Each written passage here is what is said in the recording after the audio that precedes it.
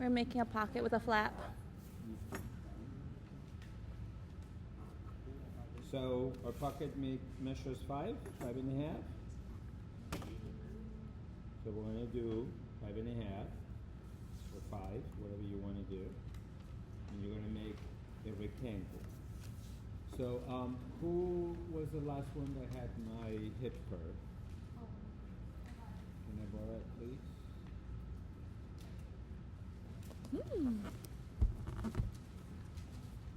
Beautissimus. We're trying. How did you do that? She's Technology. What do you do? Live? No, it's a photo booth. So I can upload to YouTube on the laptop. She's mirroring the phone. So we're going to, you can do a square flap or we can do a round corner. So I'm going to use this because I like this roundness. Right? You've seen me do this before. Right? And as usual, you can be resourceful. Right? I mean, roll of Scotch tape or anything round. My belly. Anyway. Okay? So we're going to do 1/4 inch seam allowance. I was going to give you a graphic, but it's going to be too much. Okay, you guys want the graphic? No, it's fine. No? Just eat. No? Oh, okay. You're lost. You're going to really enjoy it. Huh? I know. I'm always thinking of you guys. But I'll say it off camera. That way you don't blackmail me anymore. Or you're gonna go back and gonna say, look at what my teacher said.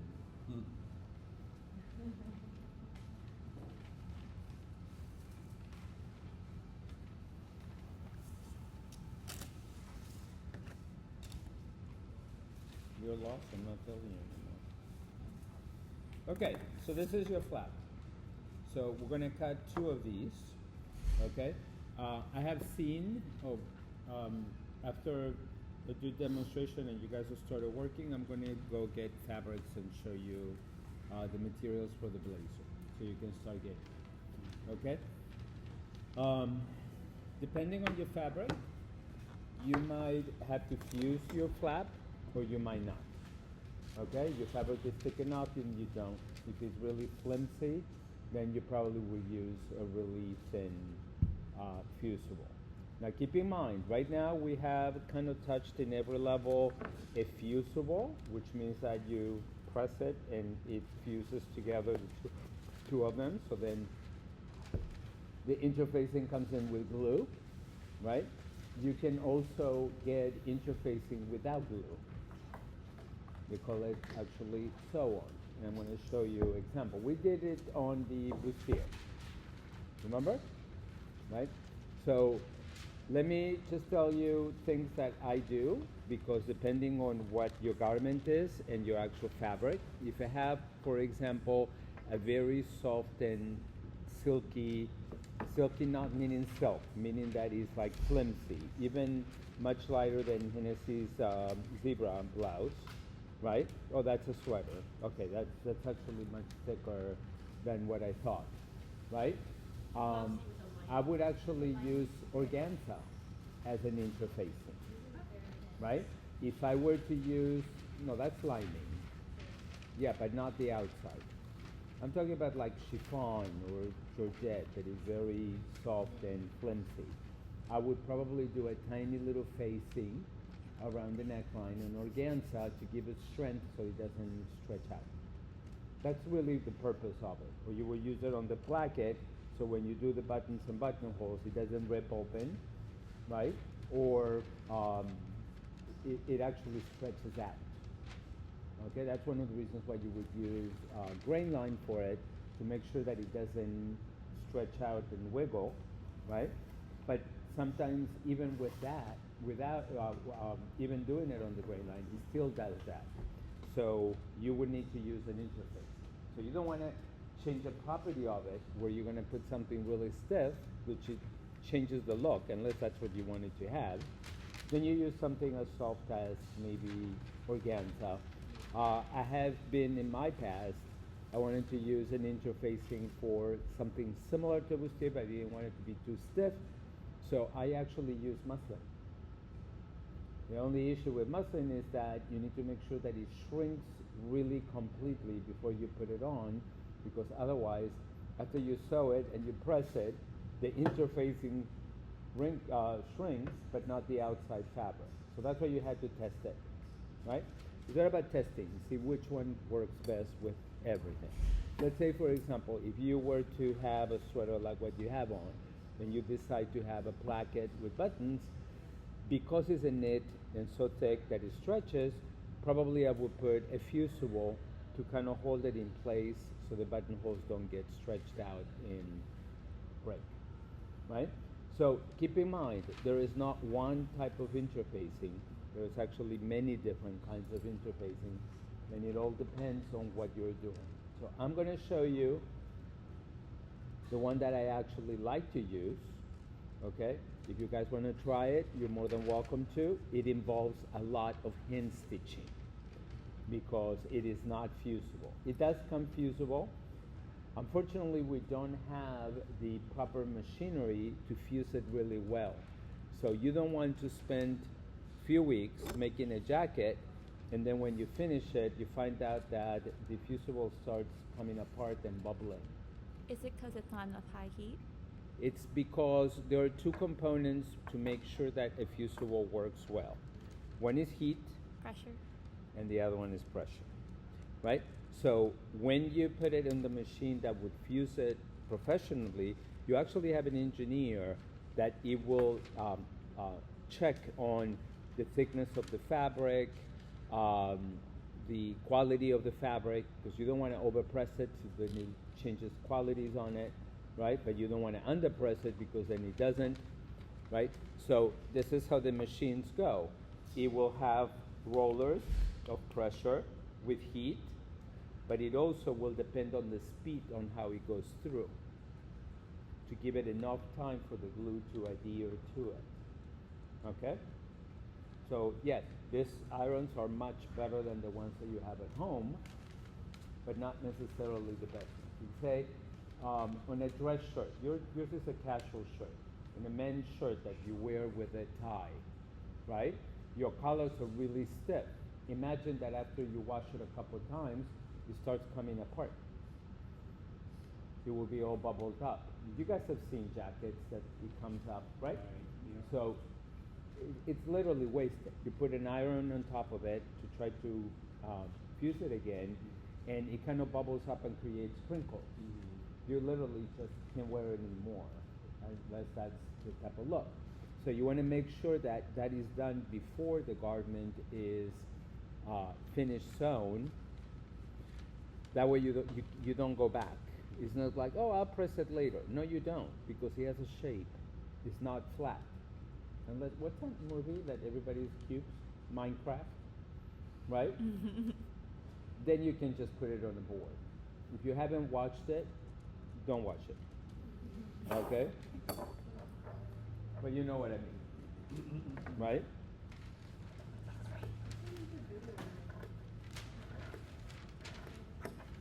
It's rated? Oh, the game? Yeah. But the movie, I don't know. I thought it was a little silly. You're forgetting the demographic here. You watched it twice? I watched that shit opening day. You have too much time in your hands. Is he into Roblox? There's other things that you can watch better.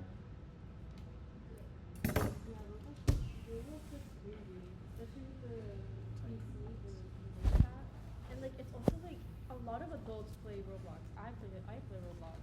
So if like I have a little sister, I tell my mom to not let her play because there's a lot of adults there as well. Yeah, he's always asking if his friends play. I'm like, no, they're not. They're not going there. And it depends on the game too. There's like really good scary games there. It's not sure. Okay. Now I'm just showing off how old I am. I have no idea what you're talking about. Flying unicorns. It's raining. I had other things doing than rather sitting and playing with the game. No, making a sculpture, a painting, or learning a new technique or something. do I was that always, too. always crafty. I mainly play it with when my friends call me and they're like, I want to play video games. We want to play video games together. And I'm like, okay. All right. So as you guys are watching me and making this long video of talking about Minecraft, I just thought it was interesting that everybody was a cube. Wouldn't that be easy for us to make patterns? Right? I don't think so. No? They are cubes. They have no shape. They have a cube shape and you have to sew over it. I don't know. It's better than having to have a bus than having a curve to make a bus stop. But how many corners do you have?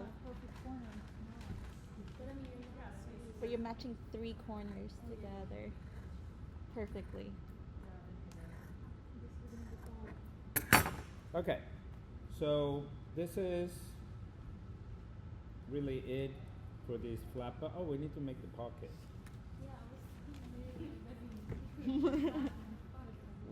We have a flap with no pocket. Okay. Did you draft the flap art? We should have had the pattern from the last time. Let's just make. Yeah, we could have just used the. But we still have it. Yeah, you can use it. Pocket bag. I don't have it, so I'm making a new one. So you're guesstimating. Huh? What? No, I can't hear from that ear. I have no idea what you said. Red Bull. I don't hear from the other ear, but I can hear from that ear. I have no idea what you said.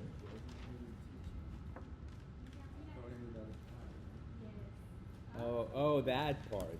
Okay. Is this pocket usable? I was just showing off.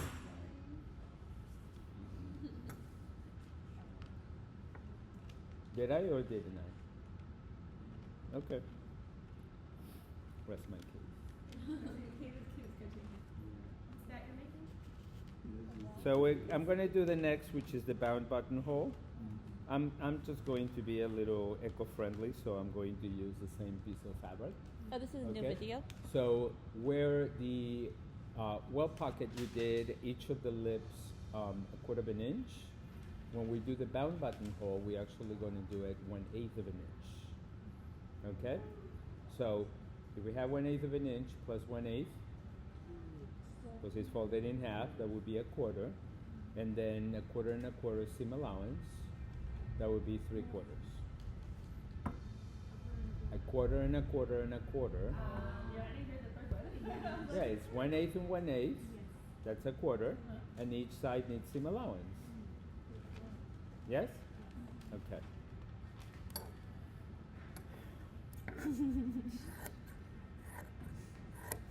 That side was from the syrup. So,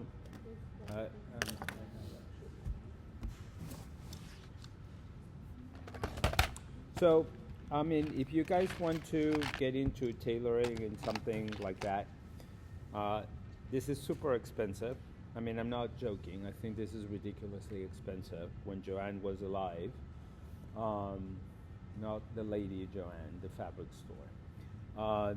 This is, they call it, I'm sorry, they call it tailor's wax, right? I like this one because it's clear. And this was $10. I mean, this stupid thing was $10. And what it does is you run your thread when you're sewing by hand. You know how your thread, it keeps curling up? Yeah. This maintains it stiff.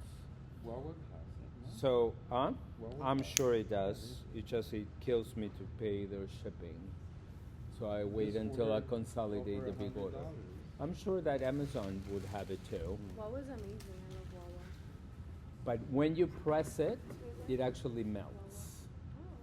So the tailor's beeswax is actually yellow, and that's why I don't like using it, because if you're using a light color fabric, it's going to give you a ring stain, where this one is clear. and that's why I like this one But better. doesn't it still stain the fabric because it's This is wax? clear. Yeah, but doesn't it leave like No, a little... no, Not at it's, all? it's too little. It's too little of it that you use. And you see that it has those lines? You literally just run the thread through it. Just Right. run it, Magic and it line? becomes stiff. Where is that one? Magic line? Magic, thread magic. Okay? I happen to have it here. I was looking for wax, and I have an eraser that, I was looking for chalk, and I have an eraser that Daniela gave me. $11, $12. See, On it used to be 10 something. No, it's Yeah, $10 I at think that, Michael's. it's an investment. It's a thing that Yeah. you're gonna use for a very long time, right? And if you use it for that. But if you are always concerned that your threads are going to be tangling, that's gonna keep them stiff, and it's not gonna do that. I have one that's like in a clear case. But it's yellow. No, it was clear. Okay, But that's, it was like $4. yeah, that's what I'm saying. But that's still okay. This is, yeah, this is actually, I said, it's very expensive for what it is. It's just wax. What some people do, but it kind of falls apart after a while, you can use a white candle. It's the same thing, Right. okay? Except that the white candle is not confined in a place and it's going to start falling apart, okay? I am guessing that probably a white crayon will be the same. Okay, so I'm supposed to have 3/4 of an inch. So turn around so you don't see that I'm not measuring. You saw that? Oh my God, perfect 3/4 of an inch. Who would have known? All right. By any chance, anybody has a little piece of fusible that I can borrow? No? Tiny? Just because you asked nicely. I always say nicely.